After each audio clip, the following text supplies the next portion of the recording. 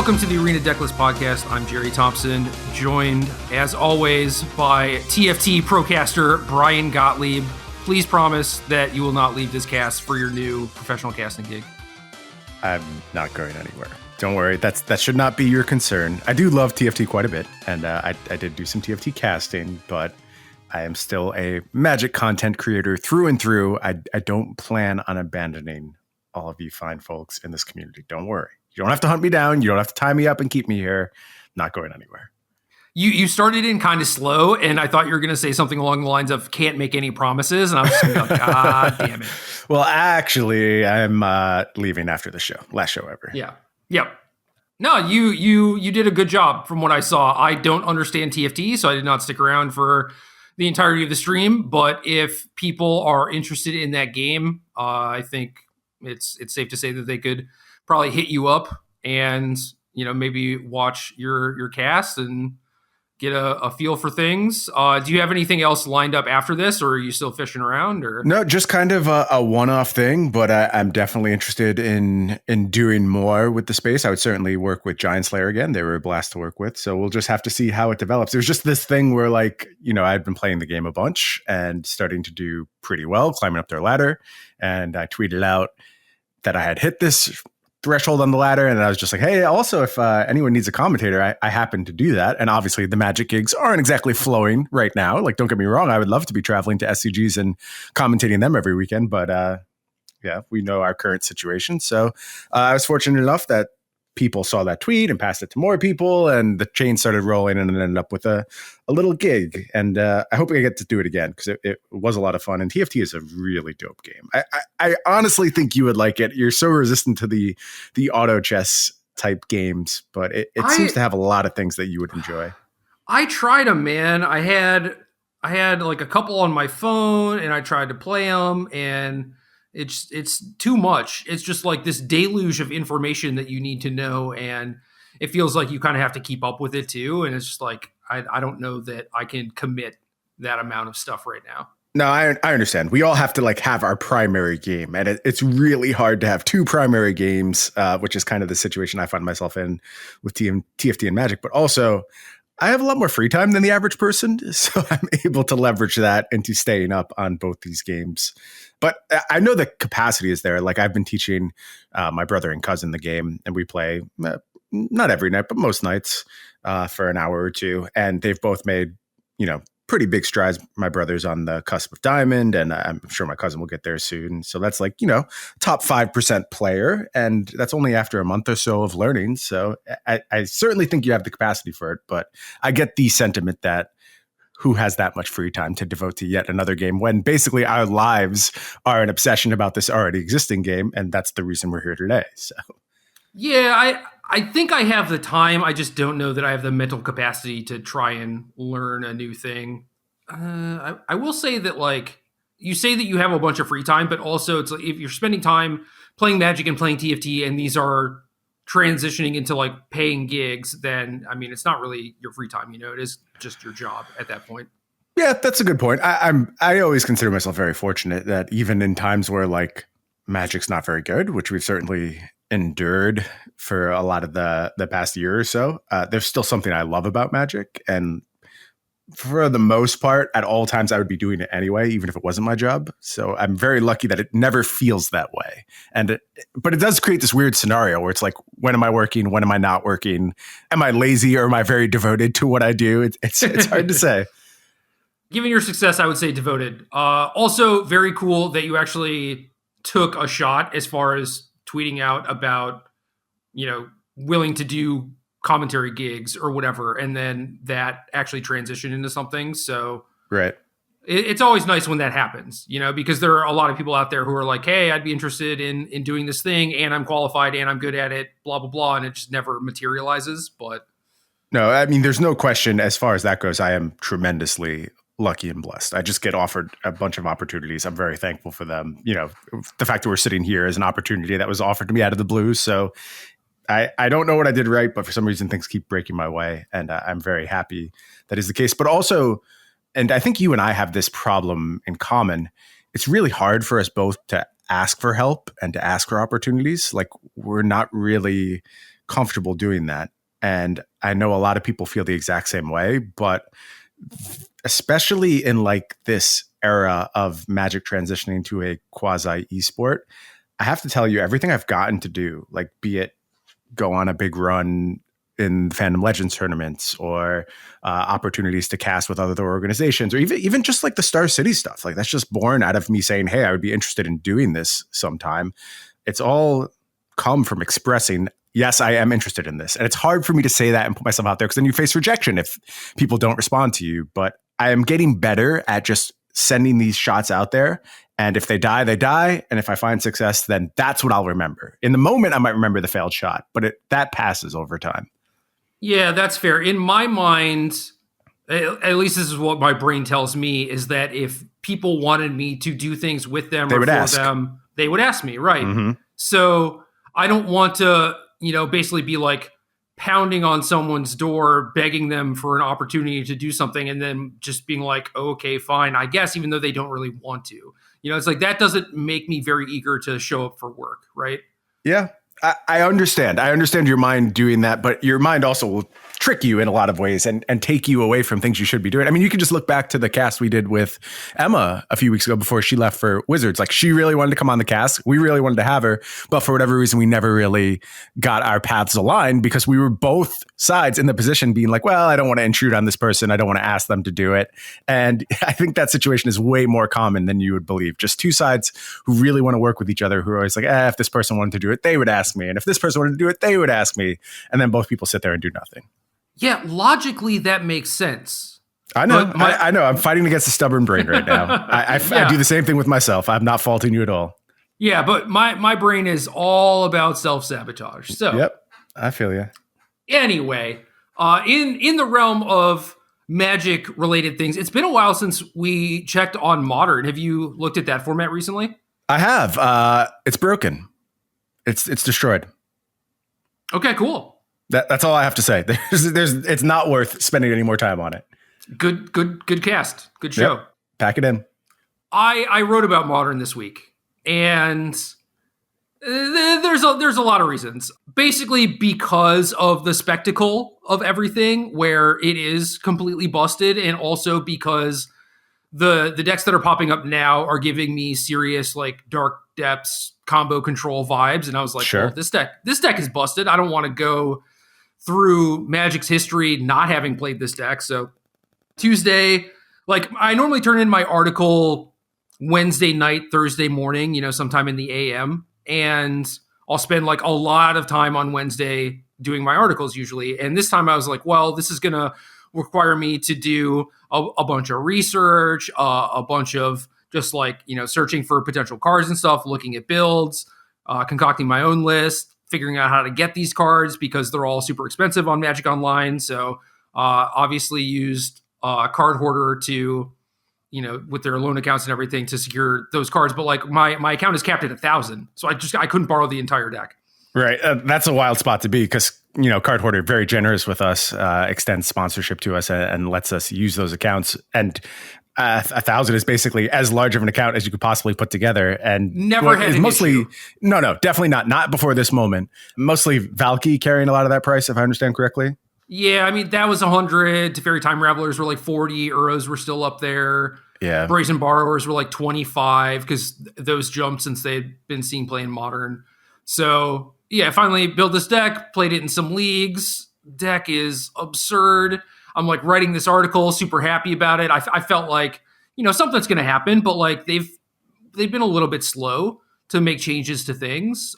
Historic, as I guess like had some issues. Standard had Omnath for a way that was maybe a bit too long. And then like Pioneer's got a bunch of issues. Modern obviously has a bunch of issues. I was like, what are they going to do? Like ban some of these cards, maybe fix the Cascade rule, whatever. It'll still probably take them like a month or two.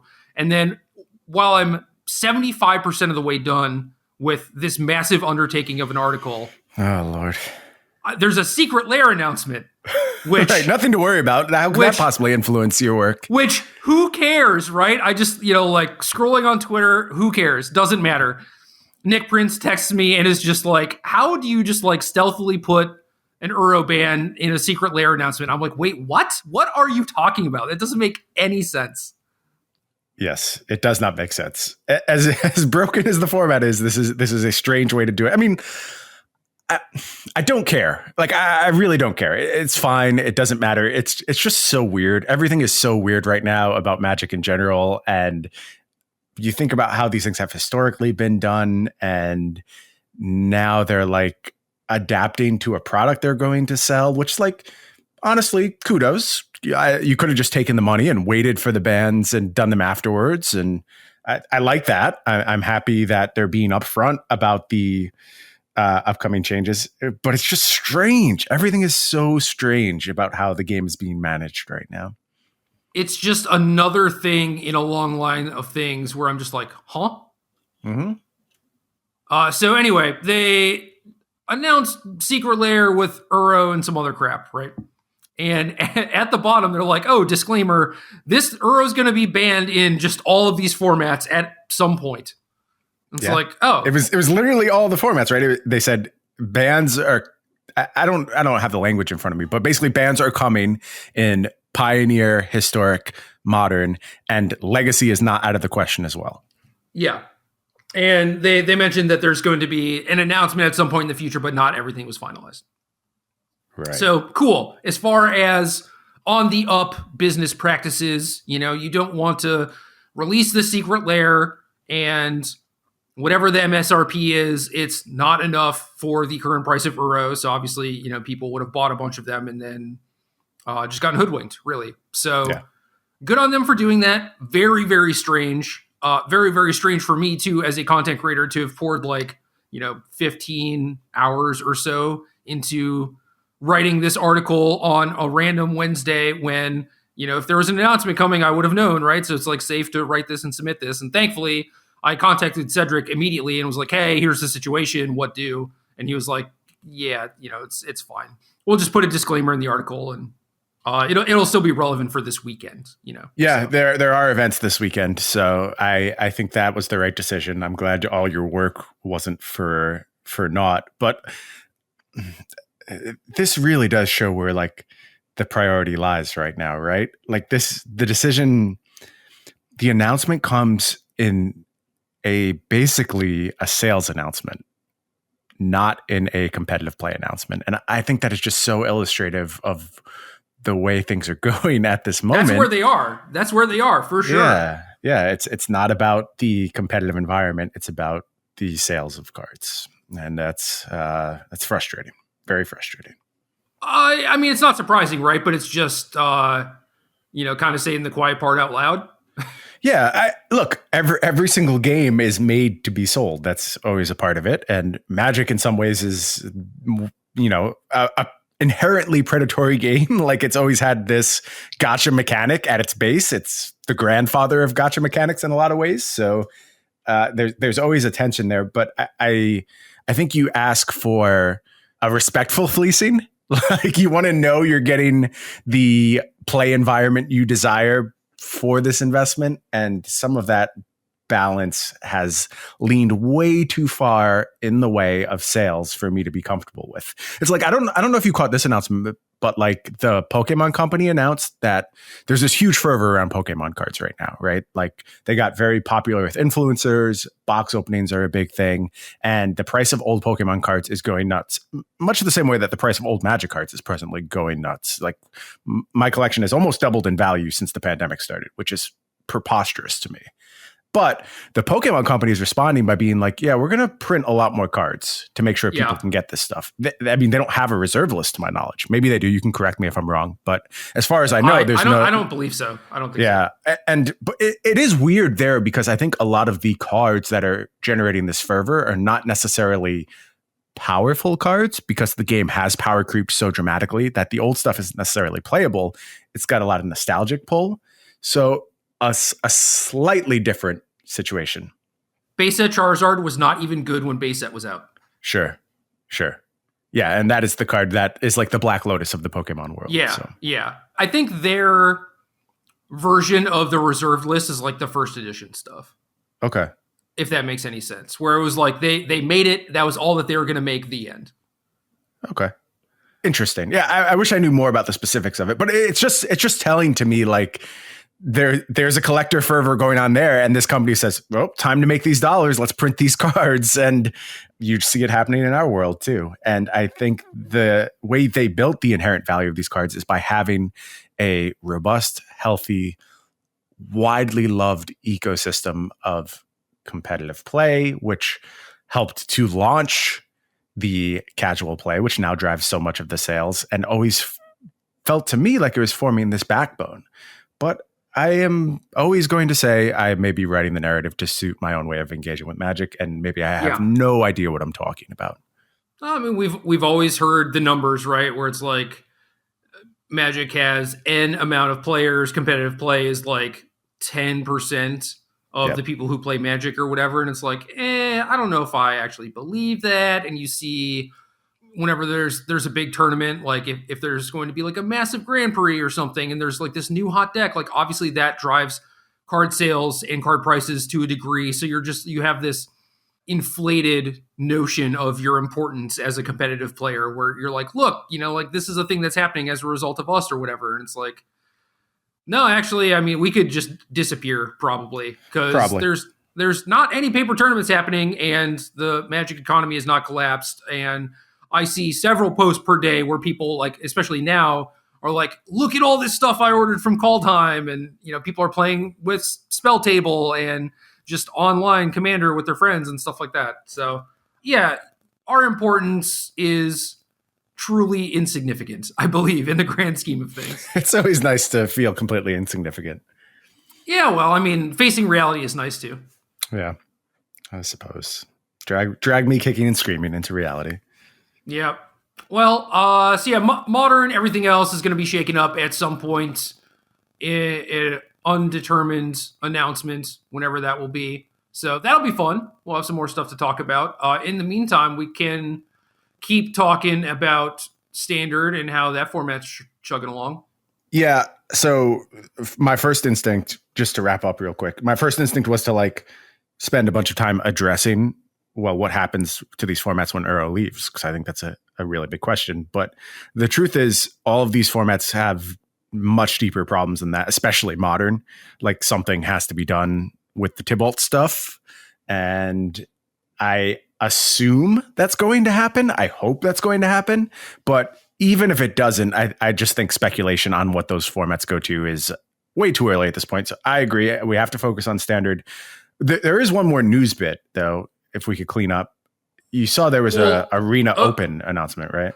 Okay, hold on. Let's circle back again to the Uro thing. I think if they were going to make an announcement just about Uro, they would have just done it. Makes sense to me. So it leads me to believe that, maybe it's just in the case of Modern and Valky and Cascade and whatever, but I would believe that it's not just like, oh, Uro is getting banned in these formats. There's likely going to be some other stuff. I hope you're right, and I mostly agree with you. Anyway, Arena Open, let's go. Yeah, so Sealed Arena Open coming up next weekend. Thoughts on that? Why? What do you mean, why? What's your beef with the Sealed Open? Well, okay, so we're talking about how they're trying to make money. Yeah. I think that they were doing a very good job of that by having the vast majority of these tournaments be constructed only, because if you are lapsed or are a new player, like maybe you're a Magic Online player, maybe you haven't really played digitally at all, if you want to buy into Standard, it is going to cost some dollars, right? It's not okay. So from a financial perspective, it makes sense. But if the entry fee is, massive, or even if it's like, I don't know, $30, I don't even know what it is. Just tell me what it is. I don't know what it is either. Great. That's something I've looked at. Say it's like $25, $30 or whatever, and you get like 3 times as many players. Okay. Maybe that's better. Right. Yeah. And I think that's the thing, is that, again, reaching a new audience is what this is about. And sure, you're going to rope some people into like buying a Standard collection to participate in the Arena Opens, but some people aren't going to go for that regardless. I think you can get those people, though, if they're active Arena players, to hop on board for some Sealed. And I've heard rumblings that sealed and limited on Arena are very, very popular, possibly more popular than constructed. So if that is the case and you can get these people onboarded into a tournament scene, that makes a lot of sense to me. My reaction to this was not why. My reaction to this was great idea. And one, I personally was excited. Two, I think this is going to open the door for a lot of people to compete in their first Arena Opens. Yeah, so my first reaction was why, because the other stuff made sense to me. And after thinking about it, I think it does make sense, assuming that all like the numbers that I threw out kind of line up, right? Like if you're expecting to get way more people for the sealed than you would for a constructed open, then it makes a ton of sense. Absolutely. And then I don't know if you want to necessarily like alternate or what the deal is, but it's like you have to have metrics on the inside that kind of guide your path for organized play online, as far as like when you hold tournaments, like at what point do players start lapsing after a new set comes out, right? It's like that's when you need to hold the tournament to keep them invested, and keep them going, right? So I just imagine that they have all this stuff figured out and that they're probably not losing out too much in that aspect. And yeah, certainly if you get people who are limited players or even people who like dabble in Arena but are not going to shell out for a full constructed deck but might be like, well, it's $30 for sealed or whatever it is, then yeah, cool. If you think you're going to get a bunch of acquisitions, absolutely. My prediction is that this will prove to be a huge success. It will become a regular thing. There's something great about sealed, even like sealed GPs. I grew to appreciate the randomness of like flying to wherever and opening your sealed pool was a lot. It was a lot to deal with, but doing it from my house, I'm into this. I haven't played the last few Arena Opens. Definitely going to play this one. And to that effect, I'm gonna hold you to the fire right now. So you will be, if you say no to this, you're going to be publicly on record as the reason this is not happening. We are the Arena Decklist Podcast. This is a event happening on Arena. I know we basically have never discussed limited on this show.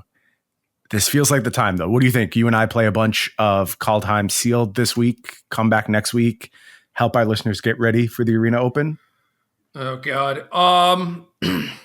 I honestly believe that at one point in time, I was like one of the best sealed players in the world. I agree with you. I 100% agree with you. I remember like GP Knoxville in Tennessee, you won. And I remember being impressed with your sealed decks throughout that event.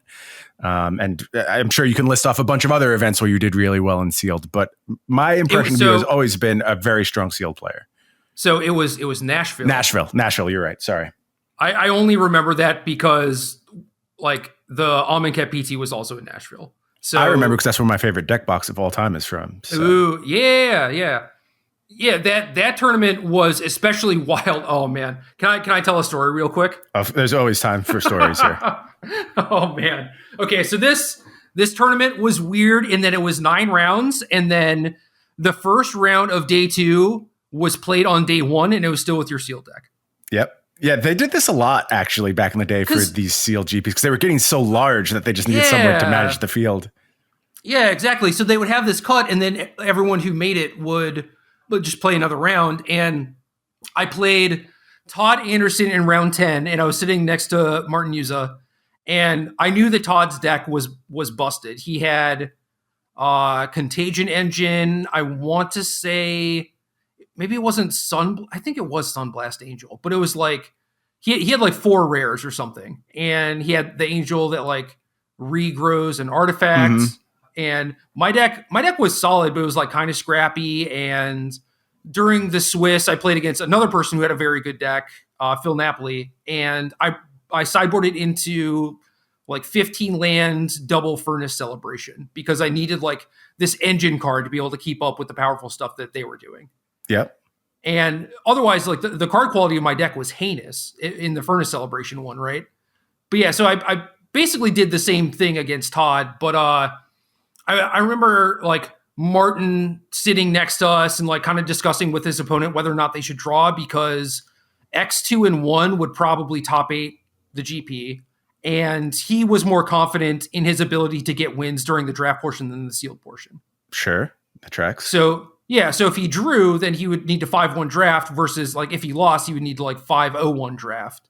And he thought that it would be better to have like a loss to give, during the draft portion. So like I'm hearing this conversation and, I see Todd kind of like listening in. I'm just like, yeah, man. Like, what do you think? Like this sounds great to me, right? Like your deck's busted and mine's kind of medium or whatever. Mine's got Furnace Celebration. Yeah. Well, no, those were in the sideboard, man. Oh, so you can't even get to the good deck yet. You have to play a game with the bad deck. Yeah. And then get to Furnace Celebration. Sure. And he was like, yeah, like the logic makes sense, but like my deck's busted. And then I Furnace Celebrationed him too. Nice. Got him. Yeah. He Contagion Engine me like 3 times in one of the games too. Contagion Engine was just a miserable card to play against. That was the house. Yeah, and if you go and look at my top 8 draft profile, like I'd done a bunch of drafts in the format too, and I was really high on like 15 land blue based, like affinity issues like Metalcraft, right? Mm-hmm. And it was tough in that format because Metalcraft meant you needed 3 artifacts and there weren't artifact lands, so you had to like play fewer lands to get more artifacts into your deck, which was usually playing more mirrors. Yeah. And I played Vidalcan Searcharch a lot, which was just like this 1 mana tapper if you had Metalcraft, and the card was just absurd if you could activate it, right? And the top 8 profile had 2 questions. One, or I think it was just the one question. It was like, what are you hoping to open? And I said Oxida Scrap Melter because they'll pass me Volition Reigns. Okay. And that is exactly what happened. Wow. That is prescient. I got the Reigns like 5th or something. Volition Reigns was another beating in that format, to be sure. Yeah, just like a confiscate. And, I confiscated like Juza's Wormcoil Engine or something in top 4. And yeah. Also, that venue stands out in my mind of all the venues I've been to for Magic as one of the nicer ones. Remember, there's like this huge like rainforest in the middle of the convention center. And I remember drafting at like 1 a.m. in front of a waterfall in that atrium. Yeah, it's the Gaylord like Opry or Omni or something like that. It's just this massive place. I think that's right. At the time, it was the largest non-casino hotel in the world, I think. Okay. Yeah, I believe that. So you're like, oh yeah, this venue is really cool. It's got like this thing in it. And I guarantee I have not seen every inch of that place. And I've been there several times, No chance. It's absolutely tremendous. But anyway, I think at the height of my powers, I'm very good at sealed. Things like recognizing that, you are just outmatched. And like, this is how this match is going to play out. And looking at the tools in your sideboard and figuring out whether or not you can actually do anything with the card pool. It's like you talked about how, you'd fly across the country to open a sealed deck, and it's one of the most degenerate things, right? But, absolutely. But for me, it was like, yeah, I might not have Pack Rat Mizia Mortars every single time or whatever, but there's enough cards and they all do enough things that you can usually find something that lines up pretty well with what your opponent's doing. And that was my goal every time. It wasn't like, oh yeah, I'm just going to open a busted seal deck and then get to the draft portion and like that's where the skill comes in. It was like, no, I have this pool of cards and I want to see what I can do with it. I want to be the underdog, like I want to be scrapping against people, and that was fun for me. So this was a lot of words kind of praising sealed as a format. Are you now going to say no when I say, are we going to do a sealed episodes? We talked about how TFT was a big investment for me, and now you want me to relearn limited. I will try. I will do my best. If nothing else, I can provide limited fundamentals. I hope that those still carry over. They do. I still play a good amount of limited. The fundamentals are still there. And also, I'm really happy to talk limited too, because I certainly people who have listened to this show enough know I am more than happy to accept my failings as a Magic player and kind of place myself appropriately. When it comes to limited, that is the area where I actually do believe I'm world class. So I'm very happy to flex those muscles as well. It's been a while since I got to do a deep dive on a limited format. It would be really cool to get invested in Call Time Sealed for a week and be able to come back and give our listeners something good. Okay, what if I just listen to like Sam Black and Michael Jacob content and just parrot that back to you? Does that count? I could probably do that. I wouldn't know because I purposely avoid other people's content, so I don't parrot it. So you would get by with that. I wouldn't know. I also think if you didn't actually play the games and just watch them play a lot, that would be enough for you to derive what you needed to learn. I don't think you actually have to go play 10,000 games of Call Time Sealed to really come back and deliver something good. No, I don't. So like, for example, that Mirrodin format was a lot of trial and error and drafting like the good decks, right? And then it was just like, okay, I'm going to put Golden Urn in all my decks. This is one of my favorite cards of all time, basically because of that format. And I had a Golden Urn in the deck that I won that GP with. Mm-hmm. And it's just this 1-mana artifact that upkeep, you get a counter and you can sack it to gain life for the counters on it. Got to get those Metalcraft artifacts. It was good. It was good. It was like, yeah, you get Metalcraft, and then in the late game, your busted stuff takes over, and this just makes sure you don't get faltered or like burned out or anything. It was great. It was awesome. You could trinket context is everything. Context is absolutely everything in every single limited format. So there are things like that where it's like, I actually need to try that to see if it works. And when, you know, if MJ is playing a sealed match against someone and is just like, well, I'm going to sideboard, like MJ is better than this. But like if he's playing against someone, he's like, well, I'm going to sideboard in this naturalize because they have a contagion engine or whatever. And I'm just like, I want to change colors and do these weird fancy things and like see if it works out. Like I need to actually do that in a lot of instances. Sounds like you're talking yourself into playing a bunch of Call Time Sealed. Can't wait. Dude, I would be so happy like looking at the decks and building the decks, and then you play so many matches, assuming you have like a fundamental base, you play so many matches before you learn one of the like very format specific things that you can then implement in the future. And like that was pretty good, or that was what I was pretty good at finding were those things. It was like I would practice a lot for limited, like probably more than for constructed, because you kind of had to know everything. You know, no, that was my approach as well. But yeah, it's a tall order. I'll do my best, but I can't promise I'm going to bring my A game. Okay. Anyway, sealed episode next week. Sure. I also don't believe you. I don't think you'll put out anything that you aren't satisfied with. I know you too well that you're not going to pass off a bad product. And if you're actually doing it, at some point, you're going to devote yourself to it. I'm not going to pass off a bad product, but part of the reason that I'm able to do this every week, even if it's like, oh, you know, within the last week, I didn't play this format at all. It's because I'm still paying attention and following along, and I already understand how all the matchups work, and I don't need to necessarily like play the games, right? So the product week to week is still going to be pretty good, and I'm still going to be knowledgeable, and I'm still going to have a bunch of things to say that maybe a lot of other people don't have to say. But for limited specifically, I need to put in a lot of work, and I think that I'm going to be able to provide some analysis, but I'm not going to get you from like a 9 to a 9.5 or a 9.5 to a 10 in the format. And that sucks. That makes me upset, but it is what it is.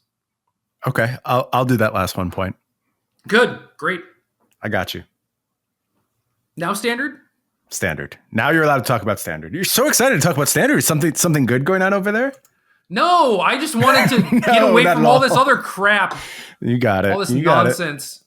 So there was a SCG 5K Call Time Championship qualifier. Wordy title, but yes, that is what went down. I'm sorry, SCG Tour Online 5K. SCG Tour Online 5K Call Time Championship qualifier. Yeah, and there's more of these things, I guess. No, this weekend, another one this weekend. Okay, yeah. Is it standard or is it sealed? This one is standard. This one's staying standard. Yeah. See, SCG knows. They know what's up. Yeah. They want to sell cards, even if you can't really do anything with them right now. Yeah, they don't get a cut of these cards. No, but maybe someone's like, wow, I got beat really bad by this deck. I'm going to build it and goldfish it or whatever. I hope that is happening presently. Or I still take out my cards once in a while. I don't do anything with them, but I look at them. I've brought out my cards like twice, and my cats have been very confused. And I know that that's the weird thing, because they've basically never seen a Magic card. Yeah, they should be very, very adapted to the Magic life, and they just haven't experienced it at all. Nah, they know all about laptops and PlayStation controllers, but they've never seen a Magic card, you know? So at some point, hopefully their life is going to change. They're going to be completely blown away by all these Magic cards. Anyway, man, can you imagine having like a roommate who you enjoy being around, and like you both play Magic, and you can just sit and like test standard or like battle box against each other or something, you know? It'd be sweet. I can kind of imagine that. Well, parts of it. I don't know. My wife and I do play an occasional game of Magic. We don't really test or anything. It's more of like a teaching thing. But I do really like her, so I know what it's like to have a roommate you really like. But the Magic thing, no, I've never really had that situation before, where I just have a dedicated testing team living with me. Yeah, that's wild. That would be fun. So like that's a reason to get paper cards, right? Anyway. Sure, yeah. A deck that did not exist last week, basically, won this tournament. Kensuke Kato wins the tournament with Sultai Ultimatum. Michael Majors posted about this on February 6th, and I think the genesis of this comes from Logan Nettles, but I don't know. Everything's super weird.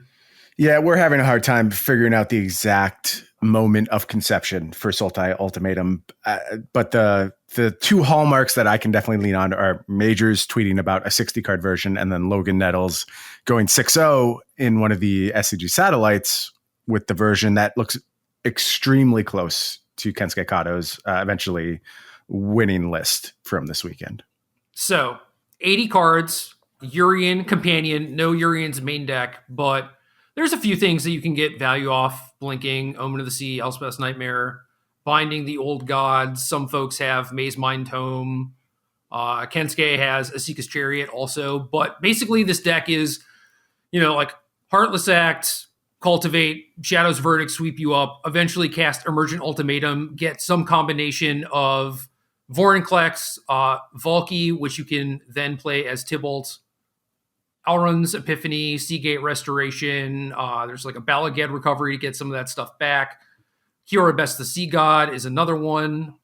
Big Shark Typhoon. So, yeah, the Ultimatum, you search for 3 monocolored cards. Your opponent chooses one to shuffle back in your deck, and you cast the other 2. So you're not getting exactly what you want every single time, but usually there are cards, like in some combination of those 3 cards is going to be a way to beat your opponent.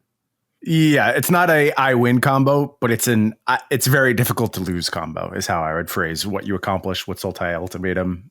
And the interesting thing about these things we're using to take over the game is that they are multifunctional. Like you are able to play your Seagate Restoration as your land, and you are able to use your Tybalt as Valky early on. And when you're trying to set up a deck like this, that matters so much, because you should be punished for playing Emergent Ultimatum with a bunch of dead cards that you just draw randomly and you suffer through them. You don't really feel that when you're playing this deck. And we did a show last week where we went over the Magic Online results, and we're looking at Sultai Control, and we were both very down on the archetype, just not really understanding what it was trying to accomplish, saying that it wasn't really ramping aggressively enough to actually get to its end game, and its control elements were kind of sloppy, and just a deck we really weren't impressed with overall. I do not feel the same way about this version. This is aware of the constraints of the format and finding a way to condense games to a window where you're not supposed to control the game. You're supposed to take temporary control of the game and then execute this Haymaker game plan, which is defining so much of Magic these days. Execute your Haymaker game plan and overwhelm anything your opponent could have possibly done up until that point. Yeah, it's interesting where you're just doing this kind of like disruptive ramp thing, and then you turn the corner really quickly with Ultimatum because it's giving you an extra card and a bunch of mana generation, and you have things like Alrund's Epiphany. So this deck tends to close the door pretty quickly, which you can't really say the same for any of the decks that's like ramping into Ugin. Now, if you're talking about like Coma as your big payoff, like sure, that ends games a little bit quicker, but I'd much rather be on the Ultimatum side of things. No, I agree. And I wrote my article this week. So the finals ends up being a Sultai mirror, quote unquote mirror. One side is the Ultimatum deck. One side is a more traditional Sultai list. Although a nice version of the Sultai deck, like we talked last week about making sure you had enough ramp and just putting Simulacrum back in the deck to go alongside the Binding of the Old Gods. Because a lot of the decks were just relying on Binding of the Old Gods to ramp to Ugin. And we both felt like that was a little bit too slow. The second place list added Llanowar Visionary, which I actually think is pretty smart. I like that adaptation. Also some more main deck Urian. So a better job of creating a snowball. But still, you get to this finals, and the sense I have of this matchup is that it wasn't two forms of Sultai that are going to occupy the format. It is one form of Sultai stepping on the neck of the other form of Yeah. Sultai and eliminating it from the format. And, you know, we'll have to see this weekend if that is actually what's happening here. But Sultai Ultimatum seems like a clear step forward for the archetype. And there may be ways to challenge it, you know, like things like having your payoff spells vulnerable to mystical dispute and all that stuff matters. But ultimately, you're going to have to cast an expensive spell at some point anyway. And there's always going to be vulnerabilities in that point. So I'd rather have it be 7 mana, and I'd rather have it just essentially lock up the game, because a lot of decks are getting good at playing through multiple Ugins at this point. And that's a real weakness if that's all you have as a haymaker. So getting to this new Ultimatum end game, really, really a breakthrough for the Sultai archetype. It's actually pretty annoying because the way that I was building my Boros decks was very much just like, I am going to kind of try and grind you out. Yep. Because I'll play through your Ugin.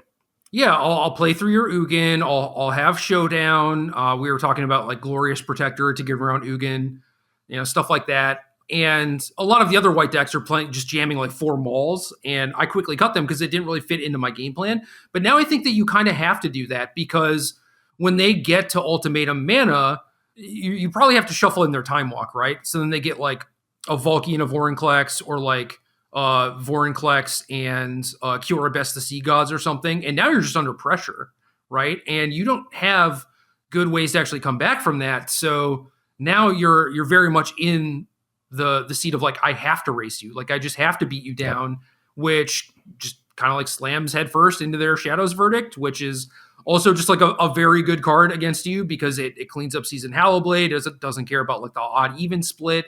It kind of gets around everything. I will say that Redain is definitely awesome against this deck. Yes. Right?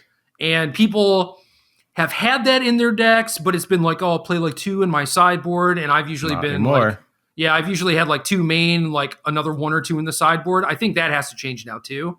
But yeah, this deck existing fundamentally changes how everyone has to approach the format, because yeah, the Sultai deck that got second, like you both get to 7 mana, and they're just like, you know, 2 explosive threats, eventually like maybe cast a Time Walk, right? And you're like, well, I'm playing a Pelucranos and I'm playing an Ugin, and it's so slow. Your opponent's just doing, you know, double the mana's worth of what you're doing, and you just can't be in that position. Smaller mid-range deck. And that's where a lot of these decks found themselves by the end of this tournament. Like, so much of the deck building in this top 8 was really good. Like, you see Robert Vaughn's 4th place John Sacrifice deck. I like a lot of what's going on there. The 5th place Rakdos mid-range deck is super interesting. It's back to Lurrus as the companion and leaning harder on Magmatic Channeler, and even going back to Arcfiend's Vessel. So finding a way to like make some clock. And I thought all of this was really smart, really cool decks. But you get to the point where you're playing against Sultai Ultimatum and none of this works anymore. It just completely folds. So like you said, the rules of engagement have to change for the format. But this tournament was super interesting, because if you go down through the standings, you can start to see how some people are already well positioned to do that. Like, there are just good adaptations to what's happening already going on. And, you know, I was kind of worried thinking about this in pre-show today, because I feel like we did this last time with the Sultai ramp deck, where we're like, oh, well, here's how you attack it. And then it just proves to be like, no, Sultai is indefensible. But that was also a deck that had Uro. And that really changes things. Like, this is not the same scenario. There are far more vulnerable spells here, and counter magic is very real against this deck. They do struggle with trying to resolve into big spells. So it's not even like you have to go searching for a new deck. You can just pick up rogues. And a lot of what is happening right now, rogues is really primed to beat on. Now, in this tournament, before any adaptation, I think rogues got kind of stomped, and it got stomped by Rakdos. But like I said, how are you playing Rakdos in a world where someone can just cast an Emergent Ultimatum and completely blow you up? Yeah, especially the slower versions, right? We're like, I'm just going to grind you out and eventually Croxa you. And yeah, Ultimatum just beats you straight up, and you don't have anything specific to deal with it. If you have any sort of like discard is in your sideboard, you know. Rogues, I think, could be a good choice, but you're going to need additional counter magic, because like Drown in the Lock will usually cut it, but then it's like, you know, maybe you have 1 counter spell for Ultimatum type stuff in addition to that, and that's just not enough. So you might see like a negate sneak into the main deck, or another copy of Didn't Say Please, or something along those lines, and I'd definitely be down with that. Mm-hmm. No, that tracks. I think that's a good approach. Anything else you want to say about those existing decks? Because I have a few decks from this tournament that I'd really like to highlight as ways forward. Like I said, I think some people were already doing the work before we even got to the point where this Sultai deck was a problem. Elspeth's Nightmare is very good against counterspells, especially against the decks that have targets for it. Yeah. So like, Rogue specifically, if they resolve a Nightmare, kill your crab, clear out your counterspell, then it's game time, So they do have some amount of counterplay, and basically all the Sultai decks at this point are sideboarding some comas, which like technically gets around counterspells, but also with the game plan that you're doing where, I mean, maybe against rogues you would side out Vorinclex or whatever, but I don't think it would be that weird for rogues to keep in some copies of Heartless Act, and then that tags coma and makes your ultimatums maybe like a little bit worse, right?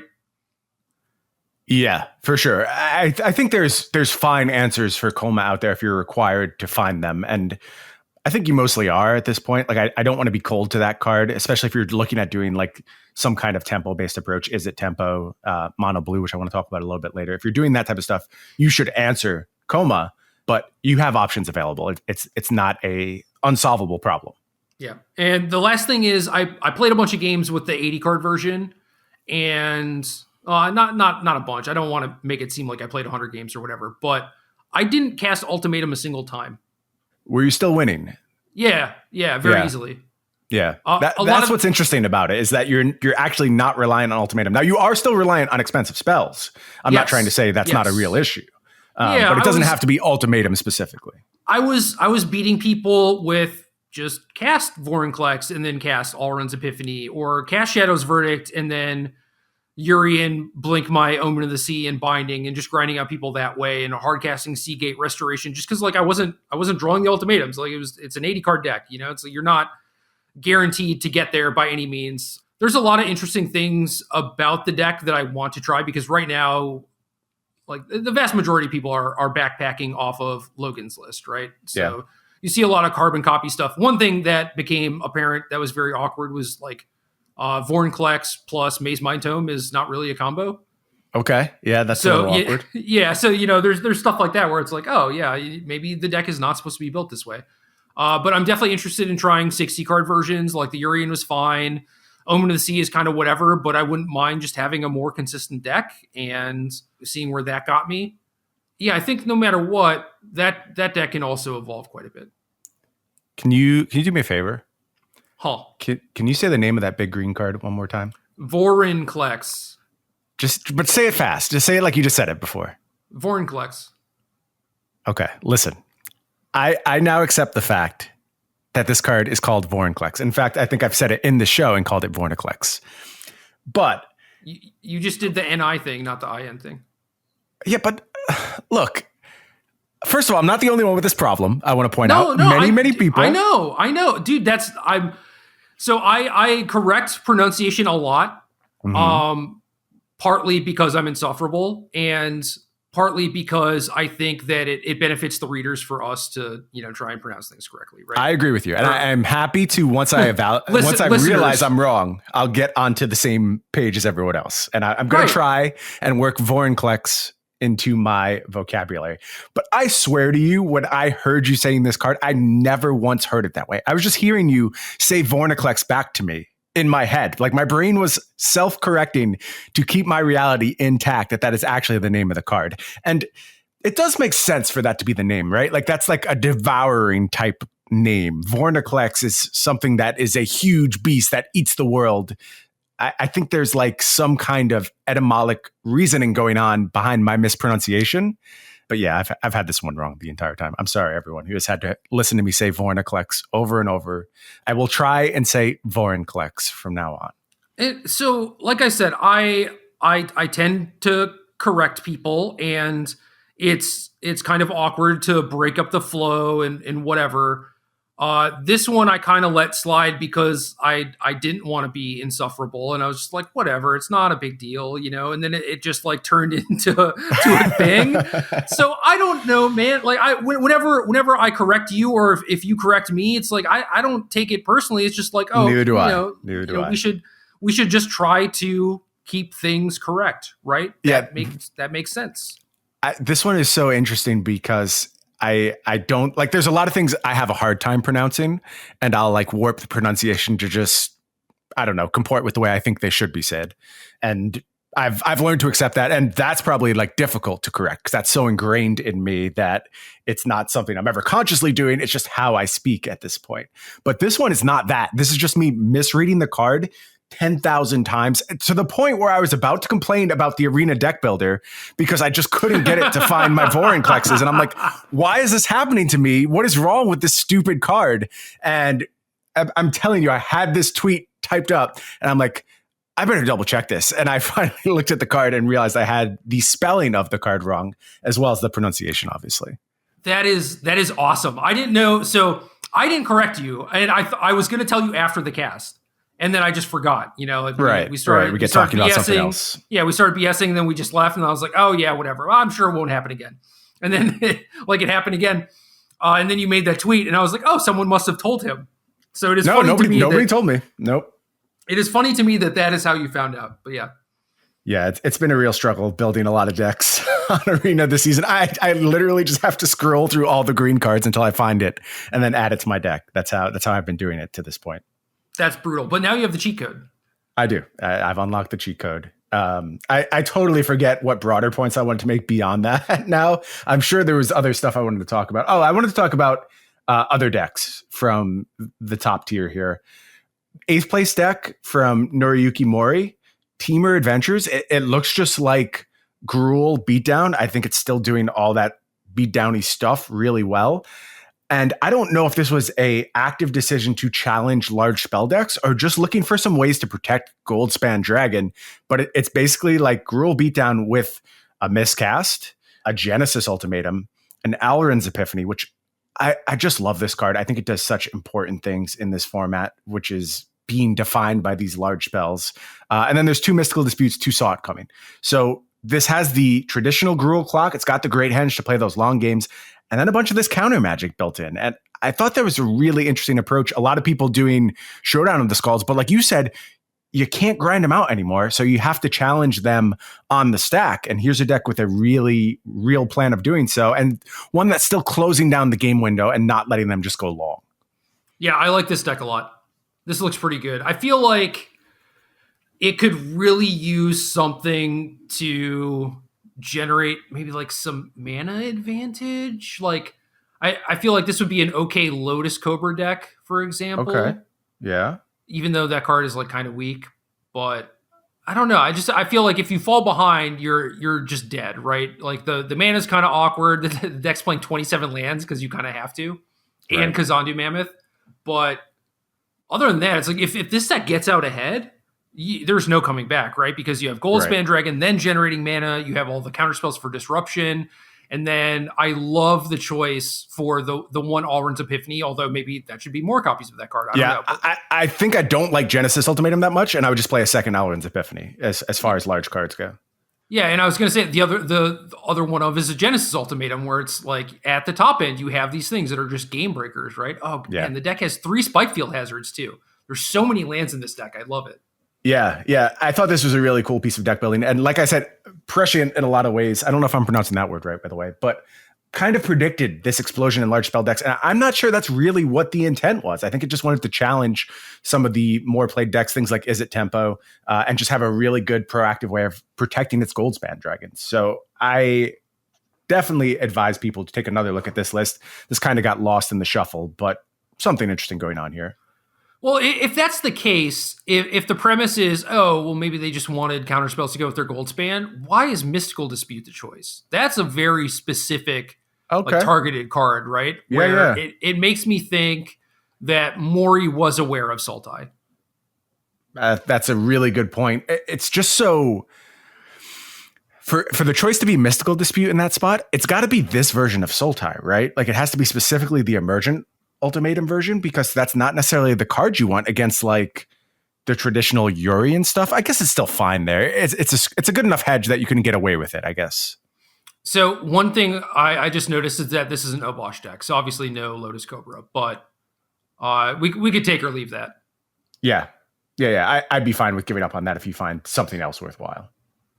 Yeah, interesting deck for sure. I definitely like teamer tempo sort of things, and feel like that there is something that you could do with it. I don't know if this is like the final form or anything, but the idea of this looks very solid to me for sure. I agree. I want to talk about another tempo deck. This is what I have been playing this entire week and basically in love with. This is the 14th place list in this tournament from Garrison Fote. I don't know if I'm pronouncing your last name right, Garrison. Sorry. But essentially mono blue tempo. And here's the kicker in this deck list. And the thing I just absolutely love about it, 4 Alrund's Epiphany. So this is a deck that recognizes you're going to have small windows as the tempo deck. You're going to have to just maintain traction, just stay your head a little bit above water, not let your opponent overwhelm you, and then find a window to take back the game. And I feel like so much of Magic was this years ago. Like this is how so many decks played. You're just staying even, not getting buried, and then you can find ways to turn the corner real quick. And the classic way of doing so was something like Mistbind Click in Fairies, where you would just start this snowball and then your opponent kind of never got a turn again. You would very carefully manage the early game and close it out with usually just the slimmest of life total margins. This deck is doing that trick again. And out of nowhere, you're able to produce 20 damage, be it making a huge Ascendant Spirit or you bounce something on your opponent's end step with Brazen Borrower, flash it in, so you've got a 3/1 flyer. And then you cast your first Alrund's Epiphany, do 3 damage, take your extra turn, do 5 more damage. You have 1 more Alrund's Epiphany, cast that, 7 damage in the air, add that to a Faceless Haven that you had on the battlefield, and you just killed your opponent from nowhere. And on top of all that, you're just getting a ton of counter spells. And if people are trying to resolve 7 mana spells, counter spells are awesome. So the thing you're giving up is any kind of real battlefield interaction. If your opponents are just getting ahead of you on battlefield, you don't have removal spells, although Bubble Snare has done the job pretty well. I'd like a Raven Form or 2 to account for Coma. I think that would be a problem card for this deck, but like I said, there are answers out there. And playing this deck has made me feel like it's like 2007 again. It just feels like old Magic, and I've really enjoyed my games with it, and I think it's quite good. Yeah, I like this deck a lot. I've been watching Autumn stream various iterations of this deck, and it has been nice, let me tell you. Specifically the 4 Alrund's Epiphany version, because without it, you're trying to play this tempo game where your clock is not very fast, and you kind of fold to like any disruption. You definitely cannot counter every single thing that your opponent plays, so you need something like that to actually flip the script a little bit, and it's the perfect card for doing that job. Can I tell you the moment where I really felt alive again? I am on the play. I play turn 1 Ascendant Spirit. Maybe I'm on the draw here. Yeah, I think I guess your story's full of holes, man. It's full of holes. Here's the scenario, basically. I have an Ascendant Spirit. My opponent has 2 open mana, and I have the 2 snow mana. And they have the Bone Crusher Giant, and they're just waiting to pop off. So you do nothing. You just sit there. You don't level it up on their end step. You just keep mana open for the rest of the game. Were you on the play or the draw? So now I'm thinking neither one makes sense. It's got to be something later in the game, right? Because in both scenarios, I can either pump or I can defend. So it's got to be a few turns later that the scenario's coming up. Yeah, if you're on the play, you could just do it, and then if you're on the draw, they should have Bone Crushered it immediately, unless they saw Bryant go and they're just like, no respect. Yeah, or they had a tapped land is the other possibility, but then I still have another window. So this has to be something that occurred later in the game. But I distinctly remember the scenario of I have this 2 snow mana, and I know I'm about to get Bone Crusher Giant, and I can just punish my opponent by never doing anything. And if this deck isn't doing anything, it's winning. That's all. You're happy to do nothing ever again, because at some point you'll just slam a hard cast Shark Typhoon, cast Alrund's Epiphany, and win the game on the spot. Right. So the more time you build with this deck, the better things are for you. And I just had so much fun playing it. It felt so powerful, so unique, and so classic Magic. Few tweaks from Garrison's list. I didn't love the Frost Augurs. They miss a little bit too much. And like I said, you're generally happy doing nothing. So either you're spending all your mana every turn and foretelling stuff and drawing cards and countering things, or you're just sitting there. And both of those scenarios are good for you. Frost Augur doesn't really catch you up from behind. In some grindy matchups, though, I like it, so I still kept a couple copies.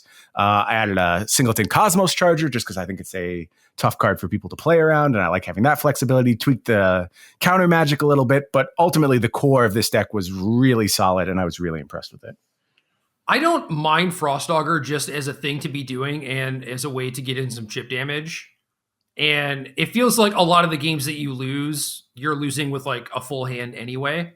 So it's not like, oh, I want this to be like more of a defensive card. But like, I agree with you that you have enough stuff to do with your mana. You have Spirit, you have Haven, you have all these card drawing spells. You do have enough card advantage. You don't necessarily need it, but it's like, I just want more cheap cards. And maybe that's not the best one, but I definitely want something to do with my mana. Yeah, so you and I talked a bit about this, and I think if you could upgrade Frost Augur in some way, maybe with something like the Omen Keel, then it becomes real appealing. And I want to look at that. I haven't quite found the space for Cosima yet. I don't think it plays perfectly with what you're trying to accomplish here, but the Omen Keel is pretty good if you're going to max Frost Augurs. You just have to find the slot somewhere else. And this deck also wants to hit all of its land drops. It's a little awkward that like you always want snow lands, but still you'll take what you can get in most instances because you really just want to hit your 6-7 mana thresholds for your Shark Typhoons, Allen's Epiphany. So I do want to explore that, but thus far I haven't made the shift to playing the 4 Frost Augurs and then some Omen Keels as well. Yeah, counter spells are definitely pretty good right now. I like this game plan. I think that this deck obviously has a ton of holes where you can't really interact with a lot of things. And then in post-board games, your best way of interacting is like Bubble Snare. And it's like, that's not super exciting. So you're going to have a lot of problems for sure. But I think that this sort of strategy could be very good if we shift to a Sultai heavy format for sure. Agree with you. And it also just shows how much potential Alvin's Epiphany has. I think there's multiple ways to do stuff with that card, and we're probably still supposed to explore more of them. Yeah, I feel like green with, the ramp, the mana acceleration, whatever, is a pretty good home for it, but also just some sort of base blue deck seems completely fine too. And I also think that this deck could potentially splash. Like you could get Frostbite in here at a fairly low cost, just play. Yeah. Maybe you cut the Frost Augurs, right? Maybe you're just like, oh, well, I don't really want that card anyway. Frostbite is also just like a thing to do early. So then you play the blue-red tap land. You're a little bit happier just having that in your deck. You can have Fable Passage and a few mountains and like just some Frostbites. I wouldn't go super hard on like doing the dragon thing or anything like that, but like you could do something very, very light and get away with it if you need to. Interesting. One other thing with Alvin's Epiphany, Planeswalkers. I haven't seen any of that going on. Part of that is like the Planeswalkers aren't fantastic, but there's got to be somebody who benefits quite a bit from just getting some extra turns on the battlefield. So I want to look at that as well. Yeah. So one thing that I tried after the whole Sultai thing, which didn't really have to do with anything. It wasn't like I thought that it would be a particularly good choice. It was just something that was like kind of on my mind and I wanted to get it out of my system, was a bigger red deck, no 1-drops, no Embercleave. And it was pretty nice. I don't know necessarily how it lines up. Like certainly it not having the 1-drops makes you worse against things like mono blue or whatever. But having Magda and Torbran, both being dwarves, was pretty nice. Faceless Haven was awesome. Yeah. Super awesome. And then Gilded Cart was pretty tight as well. I'm so happy you said that. I've actually been playing mono red for the last day. That's been my deck of choice on Arena. Yeah, I know that's surprising. Not necessarily a smaller list, a bigger list. I wish I could give credit. Someone tweeted the list. I think they're sitting at number 1 right now, or we're sitting at 1 when they tweeted it. I don't remember the name in front of me, but I was like, this looks really promising. Like you said, Faceless Haven base, snow, still 1-drops present in the deck, but I could see your approach of getting bigger as well. That makes a lot of sense to me. And these Sultai decks see a Faceless Haven sometime and just kind of scoop it up. Like it's a really challenging card for them because they don't have time to like hold back their Heartless Act. They have to spend it to protect their life total. And it's one of the reasons why I'm a little hesitant to get off 1-drops entirely. But I have been so impressed with the play pattern of Faceless Haven. And this particular list just had like a ton of Oxen. So you're able to go long against decks that are challenging you that way. And there is space in this format for mono red right now. I came away the last day convinced of that. A lot of my games, I wasn't just winning, I was winning easily. So when that starts happening with mono red, that's when you should really pay attention. I'm pulling up my list. Main deck, Phoenix of Ash. Yep. Which is which is pretty tight. A bunch of Frostbites and Shocks, 2 Gilded Assault cards, another one in the sideboard. Card was actually really good. Like, that's another thing where it's like, Sultai is trying to do the Shadow's Verdict stuff, and it's like, the cart just messes them up. Sure, that tracks. And you just end up with a lot of treasures from Magda and Torbran and stuff. And then so your top end, I'm assuming, just is what, Shatter Skull Smashing and like the Ghostband Dragons, basically. Yeah, pretty much. There were games where I had like 10 mana, and I was playing with Josh Show. And we're just like, is there something? He was like, is there like an Urza's Rage or whatever? And I was like, not that I can think of. And one of the conclusions I came to after the session, I was like kind of sitting there and it hit me. It was like, you could sideboard like Iron Crag Feet and Ugin if you wanted to. Yeah. And I think that would be a perfectly reasonable sideboard plan. But I sent you my list on Discord. Yeah, I'm looking at this now. This all tracks. This all makes sense. I love the idea of that sideboard plan because there are still decks that are just super soft to that setup. I think they're going to be way fewer just because a lot of the splash damage that hits the ultimatum decks will also hit any other big spells. Like counter magic should be on the up and up. But still, you're going to face some decks that just have real holes to Ugin, and you may as well punish them, especially if the thought is like, well, there should be fewer Ugins because we've decided on this Emergent Ultimatum endgame, and then maybe you'll find a hole to push through and actually get a lot of value out of your own Ugins. Yeah, well, the thing that I was thinking about was against Gruul, for example, you have these smaller creatures that get bone crushed, and you struggle a lot against Lovestruck Beast, right? So what if you just are able to cut a lot of the 2-drops, and then you have your Frostbites, your Shocks, Bone Crusher, things like Slaying Fire, Soul Seer, and you just play like this slower, more controlling game, and then just at some point you Ugin them, and then you just kind of like morph into the Goldspan Dragon big red deck, and that might be a better plan against them than actually trying to beat them down. I like it. It makes a lot of sense, and I will do some work with my own red deck to try that out in the next few days before I start my deep dive into Kaldheim Sealed. I got screwed on Arena also because of Faceless Haven Magda. How did you get screwed? It's the same thing with Jasper Sentinel, man. If you don't have anything to it just do, skips it. Yeah. Yeah. Man. Yeah. There's just no way around it either, right? Like you just get caught by it over and over. Yeah. But there were just so many games where since I have like a lot of 1-mana removal, it was pretty easy to just Magda, ride that, get a bunch of treasures. Maybe you start crewing with the cart or like attacking with Haven, then post combat, you just tap it to get a treasure and you just untap with like 8 mana on some turns, Did you, maybe I'm just dumb, but did you have the moment where the first time you activate your Faceless Haven with the Magda in play and you're like, why is my Faceless Haven so big? No. So I got that, but I forgot about the treasure. Like, okay. I didn't like miss a treasure, but I was like, oh wait, I can do this too. Yep. Yeah. Yeah, it's cool. It's a cool interaction the first time you see it. Maybe it'll catch you by surprise. But of course, I'm talking about Faceless Haven being a dwarf for Magda because it's a changeling. So you get a little extra Magda bonus there for yourself. Yeah, it's weird. When Magda got previewed, we're like, okay, well, like, what's the 1-drop dwarf, right? Like, what's the thing that's going to go with this? And it's like, well, Torbran is a dwarf. You have Faceless Haven. You can play the cart if you want to actually crew things. And it's enough. Like, I guess Goldspan Dragon helps too, but it was just like, okay, yeah, I'm getting a decent amount of treasures. I guess I was like spending them to cast spells and kill my opponent. I was never really in a position where I was like, oh, maybe I should save to get to 5. I don't think that there's like a busted artifact or dragon that I could play that's like not embarrassing on its face, but I don't think so. That has I mean, I'll be honest, it's not something that I've really focused my Magda efforts on because have you ever activated your Magda? I have once. I did it one time. I went and got a Goldspan Dragon. I've done it a bunch in other decks that were like that was actually trying to do it, like Jasper Sentinel style stuff. Yep. But this I this think that's one, where I did it.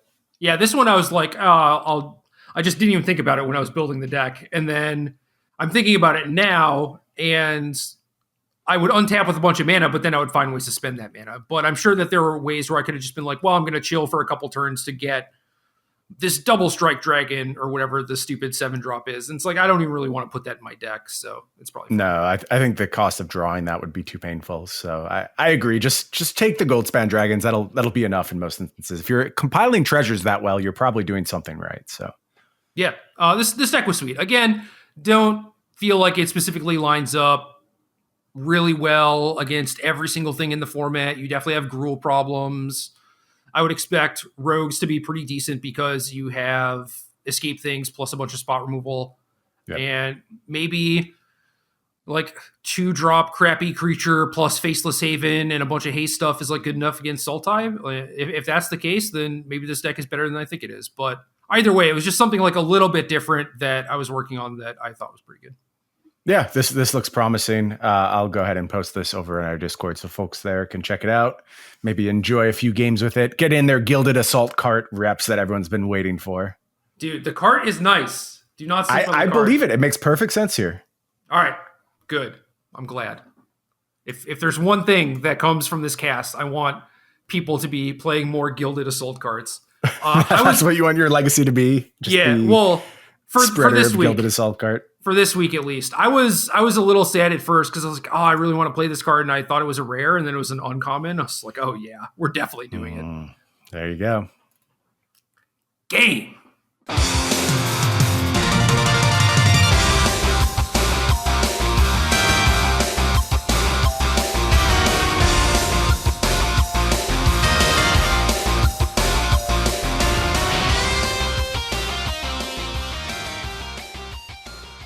Good luck.